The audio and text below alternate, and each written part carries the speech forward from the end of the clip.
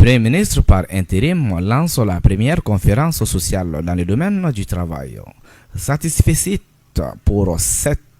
première journée. Le lundi 17 octobre 2022, après plusieurs années de tentatives avortées, le Premier ministre par intérim, le colonel Abdoulaye Maïga, a présidé la cérémonie d'ouverture des travaux de la toute première conférence sociale dans le milieu du travail au Mali. Sous la direction de Mme Diawara Awa-Paul Diallo, la commission d'organisation composée de tous les acteurs, à savoir le gouvernement, le patronat et les syndicats, a reçu le double pari de l'organisation pratique et de la synergie d'action. En effet, comme elle nous l'a rapporté dans son interview, la réussite de cet événement est le fruit d'un travail collectif entre le gouvernement inscrit dans une logique de solidarité gouvernementale, les travailleurs regroupés au sein des centrales syndicales ou non affiliés et les employeurs portés par le Conseil national de patronat du Mali, CNPM.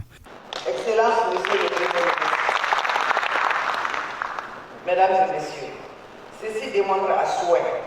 la nécessité d'identifier les organisations syndicales les plus représentatives pour assurer l'équité de traitement et renforcer par la même occasion le dialogue social. Il s'avère donc nécessaire d'organiser les élections professionnelles.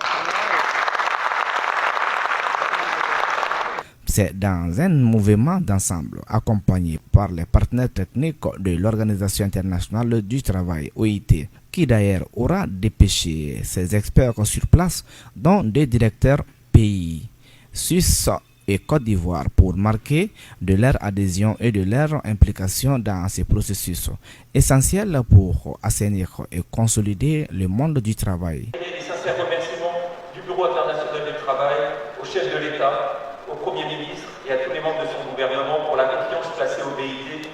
pour l'invitation à participer à la présente conférence. Je tiens aussi à saluer Madame la ministre du Travail qui a sorti son bâton de pèlerin et qui a fait un travail formidable. Cette conférence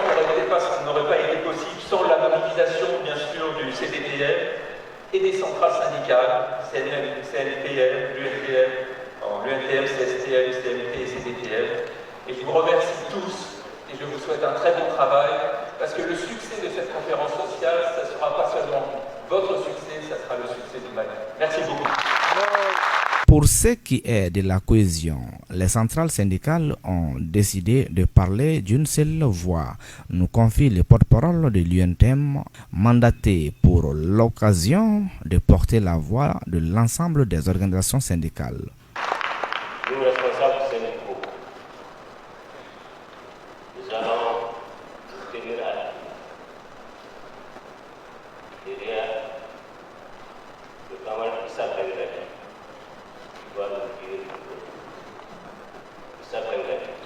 Désormais, les syndicats veulent se positionner en aiguilleur pour avoir un regard sur toutes les questions de bonne gouvernance au Mali. Si hier on a laissé faire jusqu'en 2020, le syndicalisme malien serait désormais regardant des faits politiques, diplomatiques,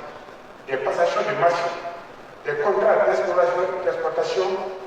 dont la gestion défectueuse et antinationale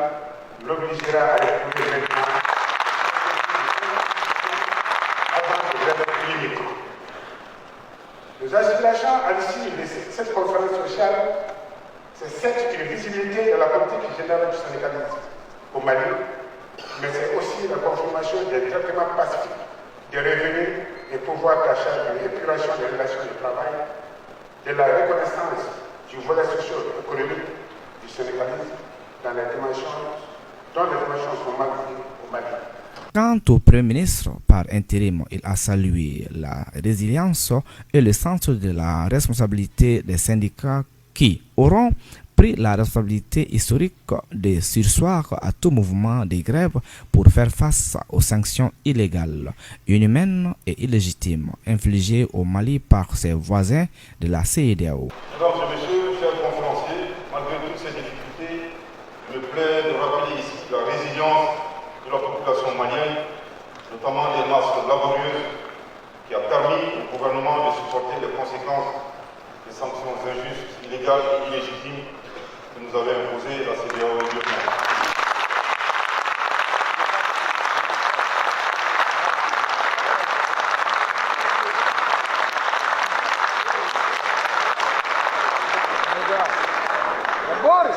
Par votre labeur quotidien, vous avez toujours apporté des pierres si précieuses, les unes que les autres, à la construction de notre pays et contribué au rayonnement de l'économie nationale, surtout pendant les moments difficiles de la vie de la nation. Il a également salué les efforts consentis par les employeurs des secteurs privés dans le cadre de l'amélioration des conditions de vie des travailleurs et leur oreille attentive aux revendications. Il opte pour un diagnostic franc et profond afin de trouver des solutions durables aux problèmes des travailleurs. Je m'empresse de vous dire que les mêmes instructions sont portées par le cadre stratégique des recommandations de la refondation de l'État 2022-2031 et son plan d'action adopté en Conseil des ministres par décret numéro 2022-0453 du 10 août 2022. La synergie d'action tant recherchée à travers cette rencontre permettra aux différents acteurs du monde du travail d'asseoir les bases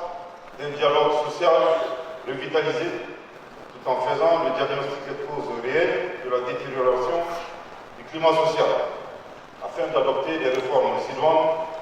en faveur d'un développement socio-économique durable. Le chef du gouvernement a par ailleurs remercié les BIT pour son accompagnement avant de féliciter Madame le ministre et l'ensemble de la commission d'organisation pour leur implication dans la réussite de cet événement. Je ne saurais terminer mon propos sans adresser mes sincères félicitations à Madame le ministre du Travail, de la fonction publique et du travail social, ainsi qu'aux membres de la commission d'organisation de la présente conférence sur la continuité de cette activité majeure du gouvernement. Au cours de cette conférence seront débattues les questions relatives aux inégalités salariales, à la valorisation des primes et indemnités, à la réglementation de l'exercice du droit de grève, à la liberté syndicale, entre autres. Comme vous l'avez constaté ce matin, nous sommes là, représentants du gouvernement, Conseil national du patronat du Mali, syndicats des travailleurs, tous ensemble pour réfléchir sur les causes réelles de la détérioration du climat qui a engendré tous ces préavis de grève au cours de ces dernières années. Donc effectivement, nous fondons beaucoup d'espoir par rapport aux résultats de cette conférence-là et il y a un engouement de toutes les parties pour qu'ensemble cette discussion ait lieu autour des problèmes d'intérêt commun afin que le monde du travail soit durablement pacifié. Évidemment, il y a 3 thèmes centraux qui vont être abordés. Il y a la liberté syndicale et l'exercice du droit de grève, le dialogue social et la gestion des carrières et la politique de rémunération. Et à l'intérieur de ces thèmes, il y a également beaucoup de sous-thèmes qui concernent justement beaucoup de défis que connaissent aujourd'hui le monde du travail. Et les experts nationaux, aussi bien que les experts du BIT, vont faire des présentations qui permettront d'engager des discussions fécondes en vue d'aboutir à des recommandations fortes dont la mise en œuvre va nous permettre d'aboutir justement à un pacte de stabilité sociale, sécuritaire et de croissance et booster notre économie. Les participants, on est au nombre d'environ 500 participants venus de l'intérieur du Mali. Il y a tous les gouverneurs des régions ou leurs représentants qui sont conviés, les directeurs régionaux du travail,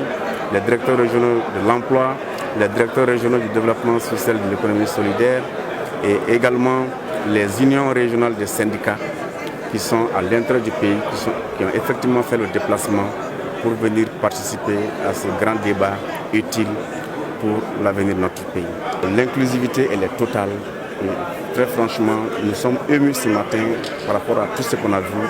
Et là, même au cours des travaux d'organisation, nous avons fait le même constat que les organisations syndicales d'emploi de travailleurs sont véritablement engagées pour la réussite de cette conférence. Après la réussite des concours d'entrée dans la fonction publique et contre tous les pronostics, Madame Diawara vient de faire montrer de son leadership en réussissant à trouver le consensus utile pour que toutes les parties acceptent afin d'aller à une conférence sociale dont le contenu, les objectifs et les résultats sont partagés par tous. Il faut reconnaître qu'au regard de la méthodologie inclusive et participative adoptée par Madame le ministre, les organisations des travailleurs et d'employeurs sont arrivées avec une vision commune sur les termes de référence et le contenu thématique des échanges afin de donner plus de chances au consensus. Dans son propos, Madame le ministre a tenu à marquer l'engagement sans faille du gouvernement à ce que les recommandations issues de cette conférence sociale soient traduites en plan d'action et serviront à implémenter le pacte social qui garantira un apaisement durable du climat social au Mali.